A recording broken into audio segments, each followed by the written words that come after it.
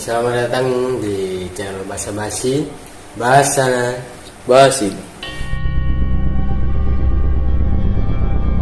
Jadi malam ini teman saya mempunyai sebuah cerita mistis yang dialami oleh salah seorang ojek online yang berasal dari Denpasar.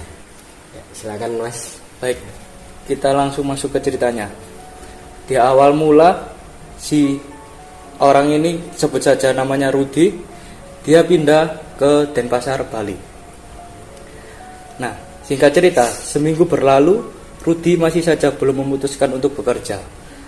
Di sana Rudi hanya berkeliling Denpasar sembari menghafalkan ruas-ruas jalan di sana. Jadi dia nggak langsung kerja. Saat pindah di Denpasar, dia memutuskan untuk keliling-keliling dulu, jalan-jalan dulu.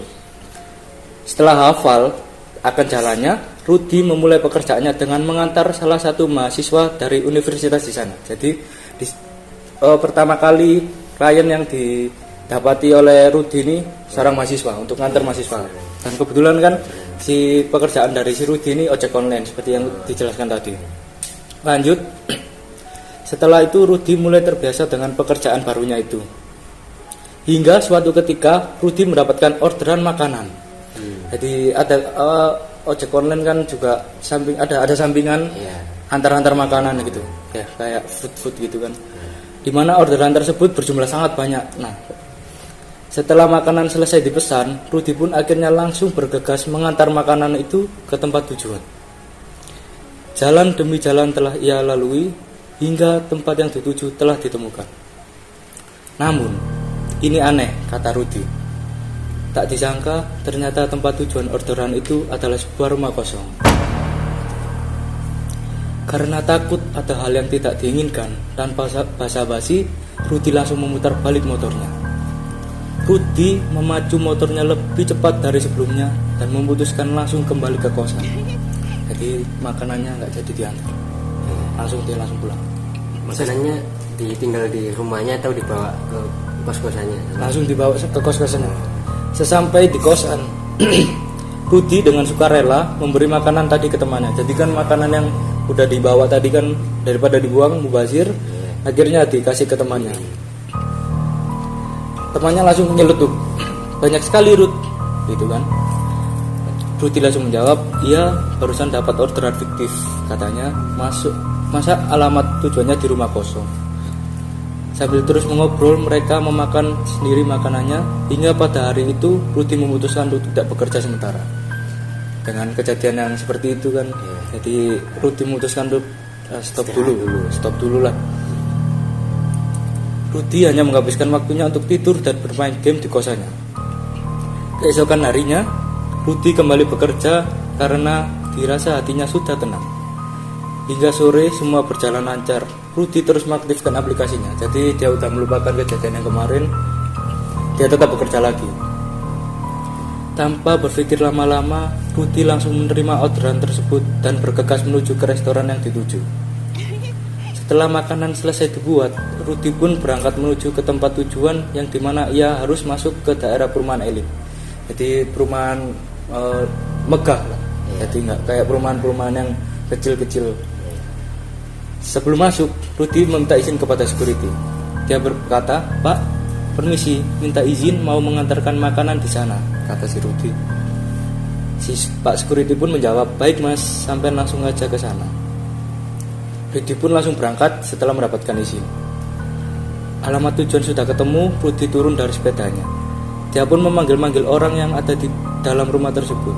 Karena tidak ada jawaban, akhirnya Rudi melihat sekeliling sambil mencari bel. Sepertinya tidak ada kedengaran jika dipanggil dari sini, kata Rudi, dan mencoba menghubungi lewat ponselnya. Rudi menemukan bel rumah di pojok dekat gerbang. Rudi pun menghampiri bel tersebut dan menekan hingga terdengar suara dari dalam. "Halo Pak, sudah di mana?" Ternyata telepon Rudi sudah diangkat dan menanyakan keberadaan si Rudi.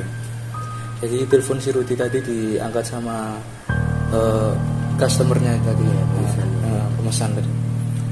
"Sudah di depan rumahnya," jawab si Rudi kepada si customer. Oh ya udah Pak, saya keluar dulu, saut dari si customer. Akhirnya Rudi mencoba menunggu. Tidak lama Rudi menunggu karena pemilik rumah sudah keluar. Wanita cantik sekitar umur 20-an memakai kaos dengan lengan pendek dan hot pants. Mbak Cici ya? Tanya si Rudi. Iya mas, ini uangnya, jawab si customer tersebut. Waduh, saya tidak ada kembaliannya mbak, kata si Rudi. Oh ya sudah, kalau gitu saya ambil uang pas dulu. Jadi si customer kembali lagi ke dalam rumah. Sebelum Cici kembali, Rudi memberikan makanan agar sekalian dibawa masuk oleh si Cici. Tunggu sebentar ya mas, kata si Cici kepada Rudi.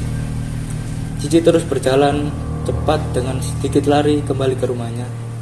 Cici sengaja tidak menutup kembali gerbang rumahnya. Sambil menunggu Cici mengambil uang pas, Rudi pun mencoba melihat seisi rumah Cici yang sangat bagus. Bagus banget ya rumahnya, kata si Rudi dalam hati. Di dalam gerbang terdapat taman dan di tengah terdapat air mancur yang indah. Sekitar 15 menitan Rudi menunggu, namun Cici masih saja belum keluar. Karena capek berdiri, Rudi memutuskan duduk di sebuah kursi yang terbuat dari semen dan batu bata di dekat gerbang. Lama Rudi menunggu hampir sudah sekitar 30 menit, hingga akhirnya Rudi memutuskan untuk memanggil Cici dari luar gerbangnya. Kalau dipikir dari pakai logika, Rudi sangat percuma memanggil Cici karena jarak emang jauh. Dari gerbang sama pintu rumah itu jauh. Entah mengapa si Rudi ini lupa jika di situ ada bel rumah. Saat Rudi memanggil-manggil si Cici, tiba-tiba dia dikagetkan oleh security yang menepuk pundaknya. Mas, ngapain manggil-manggil orang di dalam sana? Kata Pak security yang tadi. Sambil menoleh ke arah Pak security, tadi Rudi menjawab, Mbak Cici pesan makanan lewat ojol Pak. Sebentar mas, sini dulu, kata Pak security. Akhirnya Rudi berjalan 1-2 langkah berada di samping Pak security tadi. Mereka semua membelakangi rumah itu, lalu Pak security tadi berbisik kepada Rudi. Rumah ini sudah lama kosong mas, kata Pak security. Mana mungkin Pak, jawab Rudi yang tidak percaya dengan perkataan Pak security tadi. Iya, pemilik rumah ini meninggal dunia, lalu keluarganya pindah, dan rumah ini dikosongi sudah lama, kata Pak security yang mencoba menjelaskan kepada Rudi. Rudi menjawab, kok bisa Pak? Tadi itu mbaknya keluar, dia mengambil makanannya. Karena uang yang dikasih kan nominalnya besar, jadi saya minta kembalian uang pas saja. Pak security menjawab lagi, coba sampai lihat ke belakang mas, itu rumah sudah kosong. Rudi menoleh ke belakang. Alangkah kagetnya Rudi, rumah yang tadinya bagus berubah menjadi rumah yang kosong, tidak berbunyi dan tak terurus, di mana ada banyak sawang-sawang di temboknya, juga rumput alang-alang yang sudah tinggi. Astagfirullah, kata Rudi. Badan Rudi lemas dan gemetar. Tapi Pak, makanan tadi dibawa masuk rumah itu juga loh. Rudi masih tidak percaya. Lah, dibawa kemana mas? Itu loh, makanan masih nyantel di sepeda kamu, jawab Pak security. Rudi semakin lemas dibuatnya. Lalu tadi itu siapa Pak? Tanya Rudi sambil mulutnya yang gemetar. Pak security menjawab, sudahlah mas, ayo kita ke pos dulu. Mas tenangin diri mas dulu di sana, kata Pak security tersebut. Akhirnya mereka berjalan ke arah pos yang dimaksud. Saat itu Rudi menuntun sepedanya karena memang jaraknya hanya beberapa langkah saja. Dan juga karena Pak security juga membawa sepeda ontel. Sesampainya di pos, Pak security itu memberikan segelas air putih kepada Rudi untuk menenangkan pikiran dan hatinya. Lalu dia menceritakan memang banyak kejadian di rumah itu sebelum Rudi. Jadi banyak kejadian yang udah seperti itu, tidak hanya menimpa Rudi, menimpa ojol-ojol lain. Motifnya sama, memesan makanan lewat ojol. Namun banyak juga yang akhirnya mengetahui terlebih dahulu kalau rumah itu kosong, sehingga ojol tersebut langsung buru-buru putar balik. Namun juga ada beberapa yang mengalami kejadian seperti Rudi. Jadi ada yang sadar sebelum bertemu sama sosok Mbak Cici itu tadi. Dan juga ada yang terjebak sampai ketemu sama sosok Mbak Cici itu tadi. Sama seperti Rudi. Itu. Dimana menurut ojol tersebut rumah itu awalnya bagus namun akhirnya justru seram. Bahkan ada juga ojol yang mengantarkan pulang si Cici ini sampai ke rumah tersebut. Ini orang ngegonceng siapa ya? Lah, kok ngomong sendiri? Terus sesampainya di rumah, si orang ini masih ngobrol sambil tangannya menerima uang cash gitu.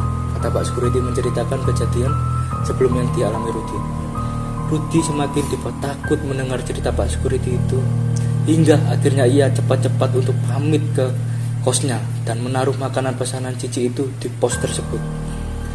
Rudi bilang, ini buat bapak sama temennya saja, kata Rudi sambil memberikan makanan hasil dari pesanan si Cici.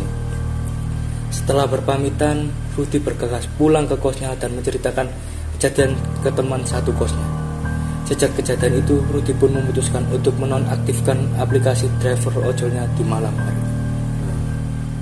Jadi dia udah operasinya dari pagi sampai sore. Jadi mungkin trauma juga yang dialami oleh si Rudi, 2 kali menerima orderan fiktif yang ternyata dalam kurung sosok yang berbeda alam dari kita. Nah, Ya, jadi mungkin cukup dari Mas Eki ya, dan saya rasa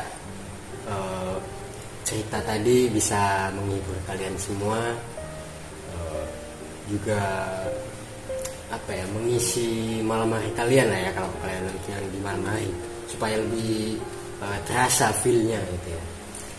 Jadi buat kalian yang punya cerita-cerita menarik lainnya, cerita unik, horor, atau mau kita bahas apa yang lagi trending di internet, silakan komen di kolom komentar.